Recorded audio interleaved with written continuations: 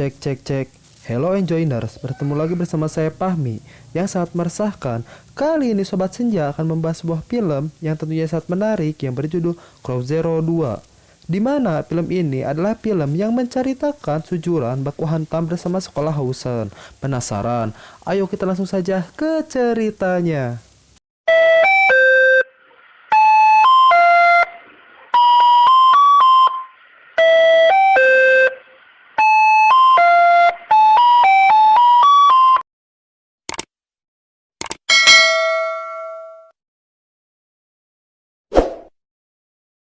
Film diawali dengan Takya Genji yang akan melawan Rindaman. Namun, Takya Genji kalah lagi oleh Rindaman. Scene berpindah ke sebuah penjara, di mana ada salah seorang remaja yang bebas dari penjara. Lalu, pria itu pun berangkat ke sebuah pemakaman, bahwa ia sudah menyesal membunuh Bitowu, yaitu salah satu pemimpin di Hausen. Pria itu bernama Kawaishi, yang ternyata sudah ditunggu-tunggu oleh siswa Hausen. Kawaishi pun kabur dan dikejar oleh siswa Hausen. Kawaishi pun masuk ke lingkungan Serizawa. Serizawa sangat kaget melihat Kawaishi dikejar oleh siswa Hausen. Siswa Hausen meminta agar Serizawa menyerahkan Kawaishi. Lalu ada salah seorang siswa Hausen berbicara, ia hanya ingin meminta Kawaishi. Sujuran dan Hausen pun sudah resmi berdamai. Genji dan temannya melihat Hausen sedang adu mulut bersama Serizawa.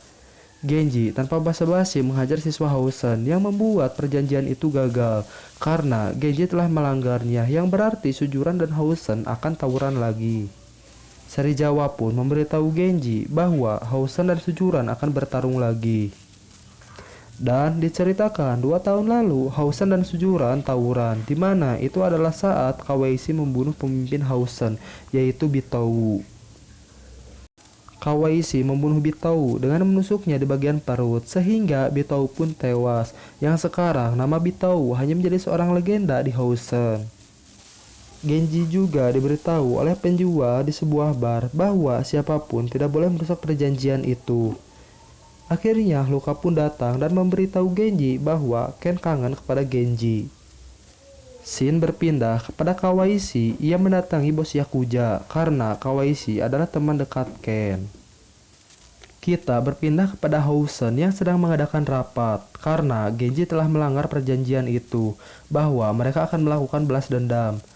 Tak lama kemudian ada salah satu siswa yaitu Wasiogota, ia adalah mantan siswa Sujuran. Namun ia pindah ke Hausen dan menantang Narumi, yaitu pemimpin di Hausen. Namun Wasiogota pun kalah. Wasiogota berbicara bahwa ia siap untuk menghancurkan Sujuran. Narumi menyuruh Madoba untuk memanggilkan Tatsuya.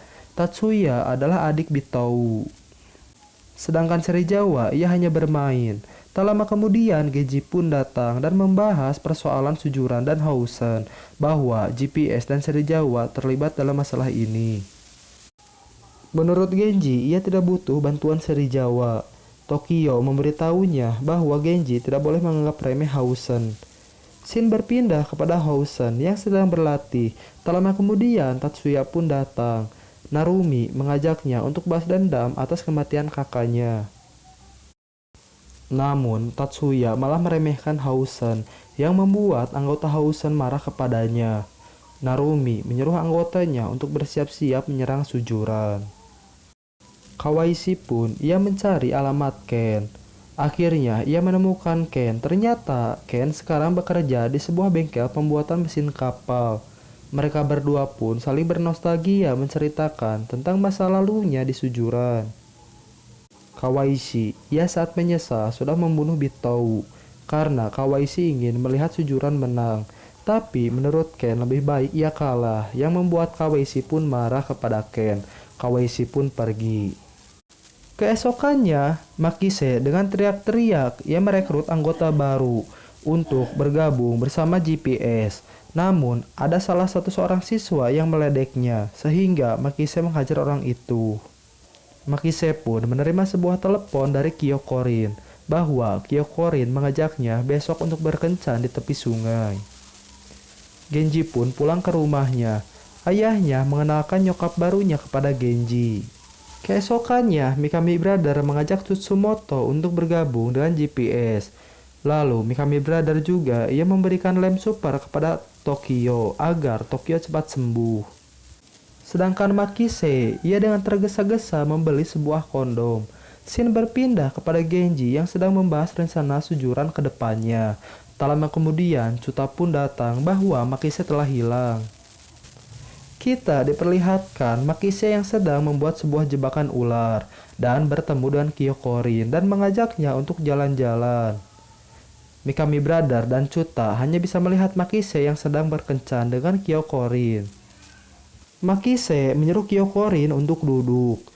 Makise dengan hasratnya yang terlalu tinggi, ia ingin mantap-mantap. Ketika Makise ingin mantap-mantap, Makise pun dilempar oleh teman-temannya sehingga rencana kotor Makise pun gagal. Kyokorin pun pergi meninggalkan Makise. Keesokannya, Hausen menyerang anggota Sutsumoto di sebuah stasiun. Sutsumoto dihajar habis-habisan oleh Ryo.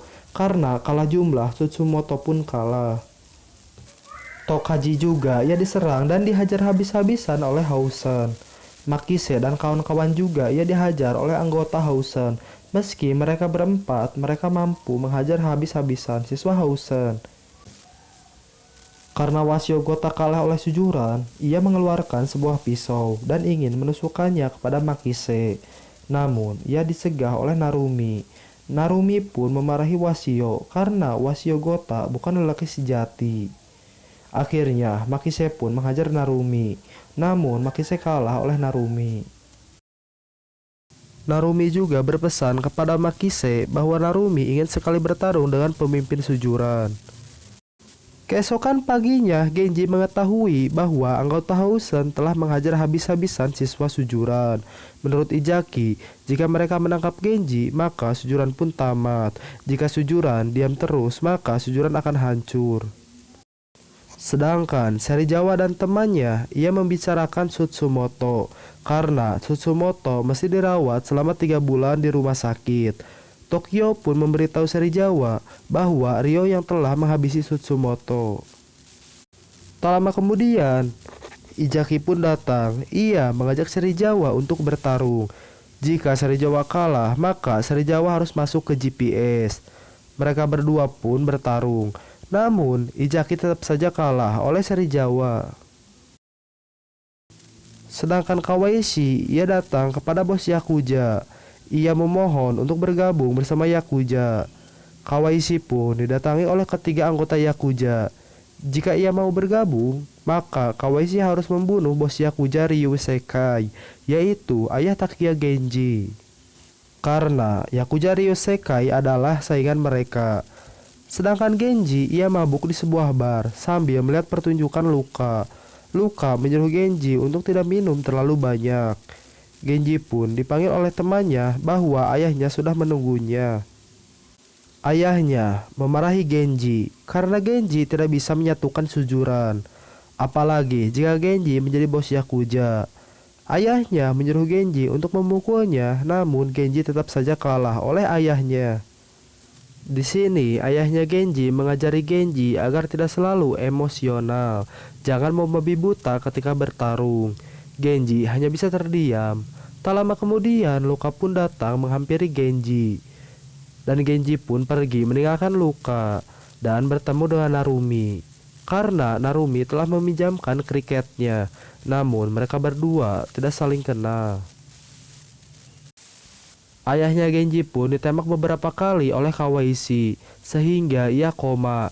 Genji sangat sedih sekali karena ayahnya yang telah mendidiknya keras kini hanya terbaling lemas. Tampak Kawaishi dengan sangat depresi, ia mendapatkan sebuah telepon bahwa ayahnya Genji masih hidup dan menyuruh Kawaishi untuk menghabisinya di rumah sakit. Ken pun mendengar sebuah berita bahwa bos Yakuza Ryu Sekai ditembak oleh seseorang. Ken pun langsung berangkat ke rumah sakit. Keesokan paginya, Takia Genji ia tidak pernah menyerah untuk melawan Rindaman. Meski Genji sudah kalah beberapa kali oleh Rindaman. Menurut Rindaman bahwa ia bukan musuhnya. Malam harinya, Washigota membawa 2 jerigen bensin bahwa ia telah berhasil membakar sujuran. Sedangkan Genji masih sangat lemah akibat ia bertarung dengan Rindaman. Genji dan temannya melihat Sujuran hangus terbakar. Tak lama kemudian datang Tokyo dan Serizawa. Tokyo memberikannya sebuah bukti bahwa Hausen yang telah membakar sekolahnya. Genji pun hanya bisa terdiam. Ia tidak bisa berkata-kata lagi, yang membuat teman-temannya marah kepada Genji. Genji dengan sengaja menyinggung perasaan Tokyo. Lalu Tokyo pun memukul Genji beberapa kali karena Genji membiarkan masalah ini dan menyuruh Genji untuk memukulnya. Genji pun pergi meninggalkan Serizawa. Keesokan harinya, Shin berpindah kepada Washigota yang dihajar karena ulahnya membakar sekolah Sujuran. Tak lama kemudian, Takia Genji pun datang ke Hausen. Ia kaget karena ia sebelumnya pernah bertemu dengan Narumi. Genji pun mengajak mereka untuk bertarung dan membuat sebuah perjanjian bahwa besok mereka akan tawuran dan tempatnya pun di Hausen. Genji dan temannya pun meninggalkan Hausen. Mikami Brother mencoba mengajak kelas 1 namun mereka menolaknya.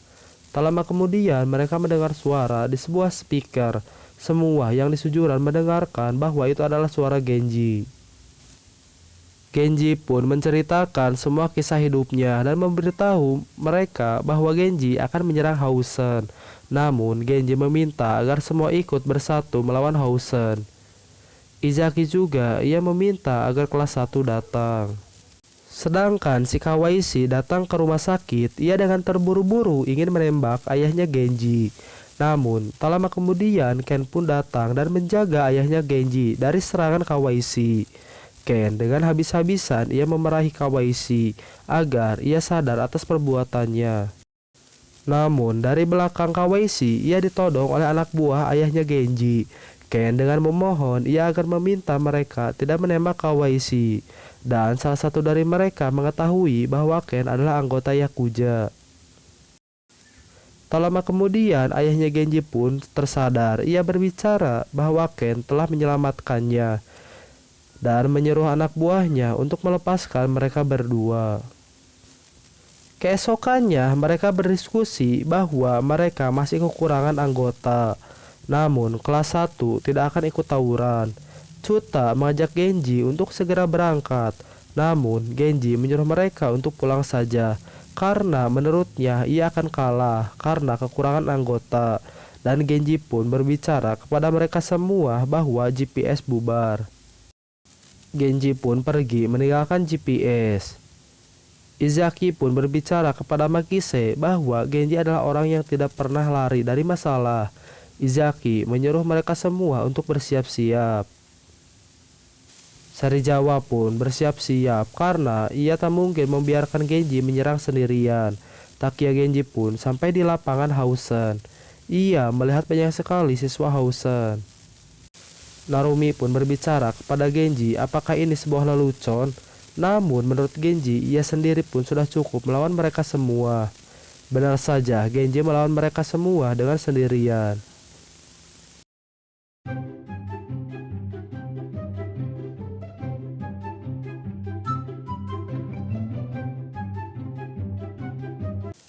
Tak lama kemudian anggota Sujuran pun datang.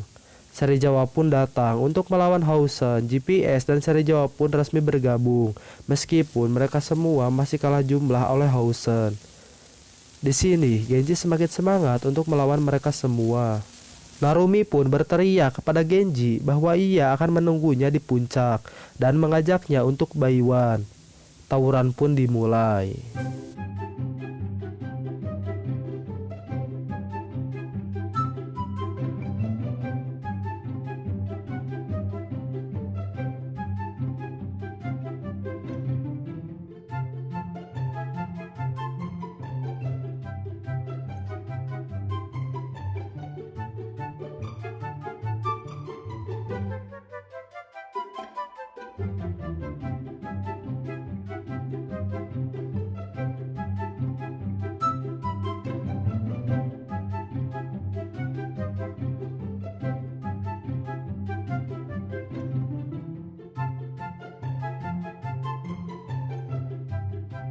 Akhirnya, mereka semua berhasil menghabisi yang ada di luar dan masuk ke dalam sekolah Hausen.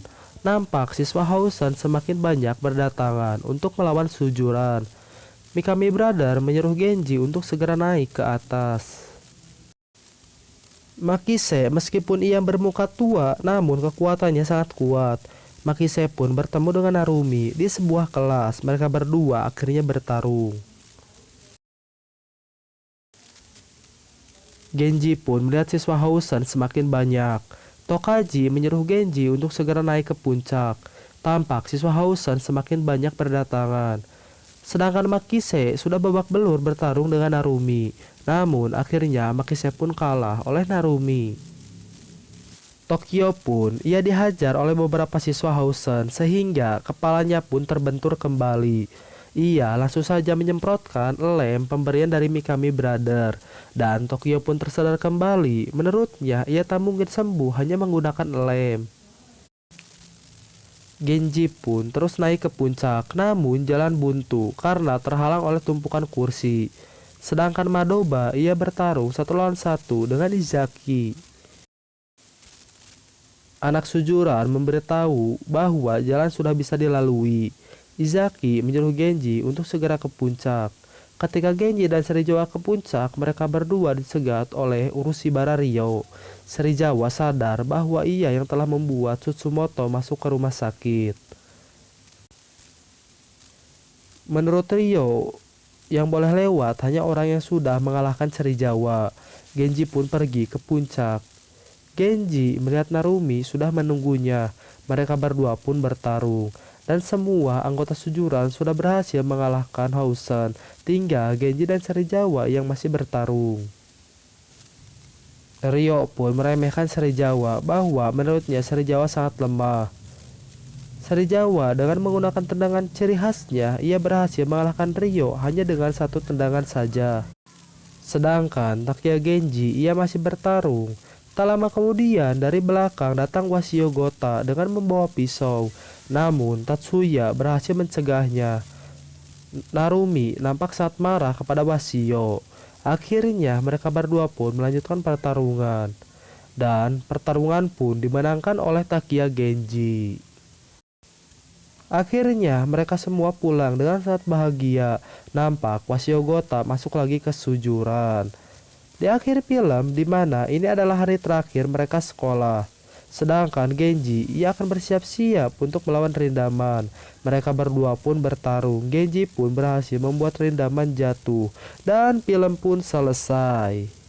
Jika kalian menyukai video ini, jangan lupa like and subscribe agar channel ini semakin berkembang.